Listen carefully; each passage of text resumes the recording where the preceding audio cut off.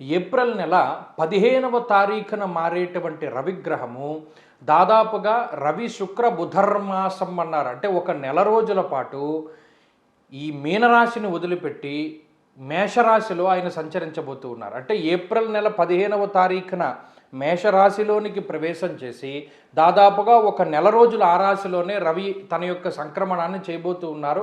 మేషరాశిలో మొదటి 5 భాగాల్లోనూ రవి సంచారం అది తన యొక్క ఉచ్చక్షేత్రము. అంటే రవి చాలా ఉచ్చక్షేత్రంలో ఉన్నప్పుడు ఎలా ఉంటుందండి? ఆత్మశత్రోత్సాహ వనపర్వతాది పితృకారకో సూర్య. మీరు గమనించండి, రవిగ్రహం తన బలమైనటువంటి స్థానంలో ఉన్నప్పుడు జ్యోతిష్ శాస్త్రంలో కూడా ఆ ప్రభావం కనబడుతూ ఉంటుంది. అందుకని ఎండలు బద్దలైపోతూ ఉంటాయి, ఉష్ణోగ్రతలు పెరిగిపోతూ ఉంటాయి. మీరు గమనించండి, సూర్యుడు నీచ స్థానంలో ఉన్నప్పుడు చలి, ఉచ్చస్థానంలో ఉన్నప్పుడు ఎండ. అంటే ఎంత పర్ఫెక్ట్గా సూర్యుడి యొక్క గమనాన్ని మన వాళ్ళు నిర్ధారణ చేశారో దీనివల్ల అర్థమవుతుంది.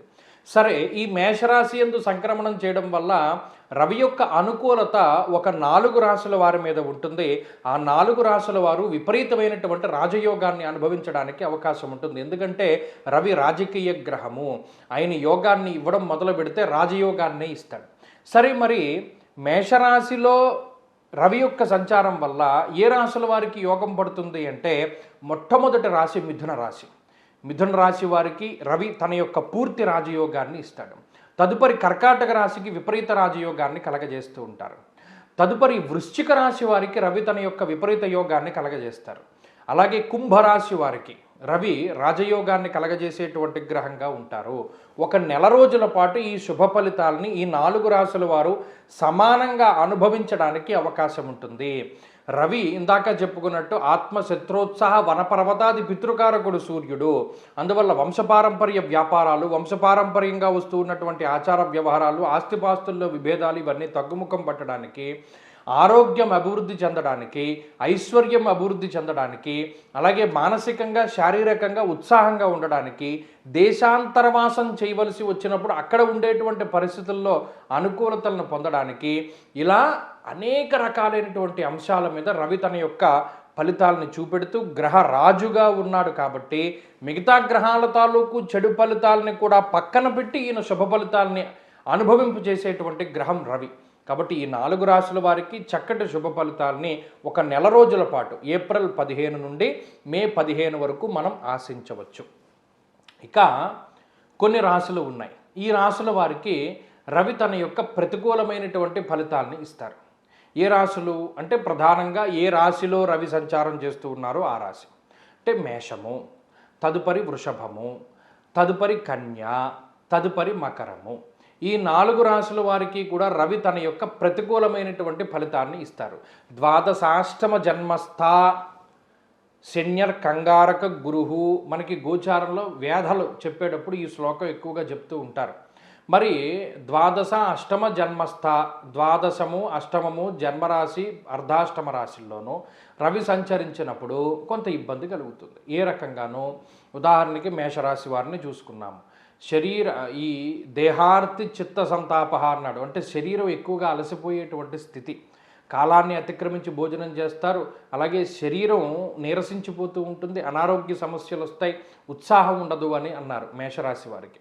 మరి వృషభ రాశి వారి యొక్క స్థితిగతులను చూస్తే స్వస్థాన నాశనం చేయవహ, ఉన్న ప్రాంతాన్ని మారిపోయేలా చేస్తాడు. బంధువుల వల్ల ధనాన్ని ఖర్చు పెట్టిస్తారు, లేదా బంధుమిత్రాదుల వల్ల మీ ధనం నష్టపోయేలా చేస్తారు, లేదా వ్యసనాల పాలయ్యేలా చేస్తాడు, లేదా అనారోగ్య సమస్యల బారిన పడేలా చేస్తారు. ఇలా రవి కూడా 12వ స్థానమందు సరైనటువంటి నిద్రా సౌఖ్యాన్ని ఇవ్వక కొంత శారీరకంగా మానసికంగా ఇబ్బంది పెడుతూ ఉంటారు. ఇంకా మిథున రాశి వారికి అయితే రవిగ్రహం తన యొక్క సంపూర్ణమైన శుభ ఫలితాన్ని ఇస్తున్నారు. ఆయన కులాచారాలను పాటించేలా చేస్తాడు, వివాహాది శుభ కార్యక్రమాలు జరిగేలా చేస్తాడు, మనిషిలో ఉత్సాహాన్ని కలగజేస్తారు, భాగస్వామ్య వ్యాపారాలు, వంశపారంపర్య వ్యాపారాలు అభివృద్ధి చెందేలా చేస్తాడు, ఉద్యోగాల్లో అవకాశాలను ఇస్తాడు. ఇలా అనుకూలమైనటువంటి ఫలితం ఈ మిథున రాశి వారికి ఒకళ్ళకి. కర్కాటక రాశి వారికి కూడా అదే మాదిరిగా అర్ధసిద్ధి సదారోగ్యం అన్నారంటే ఆరోగ్యము ఐశ్వర్యము అన్నీ కూడా సమపాళ్లలో రవి ఇస్తూ ఉంటారు. కాబట్టి ఈ 2 రాశుల వారికి అది శుభ ఫలితాన్ని మనం ఒకే రకమైనటువంటి ఫలితాన్ని అన్వయం చేసుకోవచ్చు. ఇక సింహరాశి వారికి భాగ్యస్థానంలో రవి విచారే నవమే రవవు అన్నారంటే ఏదో ఒక రకమైనటువంటి విచారాన్ని ఇస్తూ ఉంటాడు. అంటే ఏదో ఒక మానసిక సంఘర్షణలనో లేదా ఏదో ఒక ఆలోచననో ఇక్కడ ఉన్న మనిషి ఉన్న చోట ఉండకుండా ఎక్కడో ఆలోచన చేస్తూ ఉంటారు, అటువంటి దానికి కారకుడు. ఇక కన్యారాశి వారికి అష్టమం, ఇందాక చెప్పుకున్నట్టు ఆరోగ్యపరమైనటువంటి సమస్యలు, ప్రయాణాలు, స్థానచలనము, మానసిక అశాంతి ఇవన్నీ ఇస్తూ ఉంటాడు. వృశ్చిక రాశి వారికి ఇది గొప్ప యోగం, ఎందుకంటే సౌఖ్యవంతమైన రోజులు అనుభవించడానికి, రుణబాధలు, రోగబాధలు, శత్రుబాధలు తగ్గడానికి ఈ రవి తన యొక్క సంపూర్ణమైన శుభ ఫలితాన్ని ఇస్తూ ఉంటారు. ఇక ధనురాశి వారికి ఎలా ఉంటుంది అంటే దేహాలస్యం మనస్తాపం సుహృత్కేశం అన్నారు. అంటే బద్ధకం ఎక్కువగా ఉండడం, పని చేయాలని అనిపించకపోవడం, నిరుత్సాహము, ఎక్కడ చూసినా ఎంకరేజ్మెంట్ లేకుండా డిస్కరేజ్మెంట్ ఉంటూ ఉండడం, ఇటువంటి విషయాలపైన రవి తన యొక్క వ్యతిరేకతను చూపిస్తూ ఉంటారు. ఇక మకర రాశి వారికి కూడా అంటే కుటుంబపరమైనటువంటి సమస్యల్ని, విద్యా సంబంధమైన సమస్యల్ని, కుటుంబంలో ఐకమత్యం లేకుండా, మీరు చెప్పిన మాట ఇతరులు వినకుండా ఇలా మానసికంగా డిస్టర్బ్ చేస్తూ ఉంటారు. అలాగే ఉద్యోగ వ్యాపారాల్లో ఇబ్బందులు పెడుతూ ఉంటారు. ఇక కుంభరాశి వారికి చాలా గొప్ప ఆపర్చునిటీస్ ఇస్తారు, చాలా ఉత్సాహంగా మారిపోతూ ఉంటారు. అప్పటి వరకు కాలం కలిసి రానటువంటి వాళ్ళకి చాలా గొప్పగా కలిసి వచ్చేటువంటి విధంగా ఒక గొప్ప అవకాశం రావడం కానీ, లేదా వారు కొంత తొందరపడుతూ ఉండడం, ఇది మనం ఎలా పూర్తి చేయాలి, ఎలా ముందుకెళ్ళాలి అనే ఉత్సాహాన్ని, ఉత్సుకతని కలగజేస్తూ లైఫ్లో ఏదైనా అచీవ్ చేసేటువంటి విధంగా అవకాశాన్ని ఇస్తారు.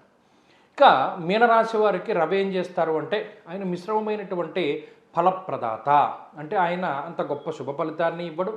మరీ ముఖ్యంగా నిష్ఫలం కృషి వాణిజ్యం విత్తరాశిగతేరవో అన్నారు. అంటే ఏ పని చేసినా ప్రతిఫలం తక్కువగా ఉండడం, డబ్బు నీళ్లప్రాయంగా ఖర్చు అయిపోతూ ఉండడం, రావాల్సినటువంటి ఫలితం రాకపోతూ ఉండడం ఇత్యాది విషయాల పట్ల రవి తన యొక్క వ్యతిరేకమైనటువంటి ప్రభావాన్ని చూపెడతారు.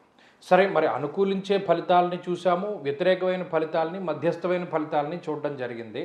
మరి రవి బలాన్ని పొందాలి అంటే ఏం చేయాలండి అంటే ప్రధానంగా రవి అనుకూలంగా లేనటువంటి వారు ప్రతిరోజు ఆదిత్య హృదయాన్ని పారాయణం చేయాలి. స్త్రీ తైల మధుమాంసాన్ని ఏ త్యజంతి రవేర్దిని అన్నారు. అంటే ఆదివారం రోజున అటువంటివన్నీ వదిలిపెట్టాలి. స్త్రీ సాంగత్యము, మధుమాంస భక్షణ, అలాగే మద్యపానము, ధూమపానము ఇటువంటివన్నిటిని వదిలిపెట్టేయాలి. ఒంటిపూట భోజనం చేసి క్షీరాన్నాన్ని, నివేదించినటువంటి క్షీరాన్నాన్ని భుజించాలి. అలాగే ఆదివారం నాడు ప్రత్యేకించి గోధుమలతో చేసినటువంటి పదార్థాన్ని దానం చేయాలి. ఇలా నిష్టగా ఉండగలిగితే, గోధుమలు దానం చేయగలిగితే, ఆదివారం ఉపవాస దీక్షలు ఉన్నా, ఒంటిపూట భోజనం చేసినా, లేదా ఇందాక చెప్పినట్టు సూర్యాష్టకాన్ని, ఆదిత్య హృదయాన్ని పారాయణం చేసిన రవి తన యొక్క శుభ ఫలితాన్ని పెంపొందిస్తూ ఉంటారు. అలాగే ఎర్రటి గుడ్డలో గోధుమల్ని కట్టి ఎవరికైనా దానం చేస్తూ ఉండడం వల్ల కూడా రవి దోషాన్ని మనం తగ్గించుకోవచ్చు. స్వస్తి.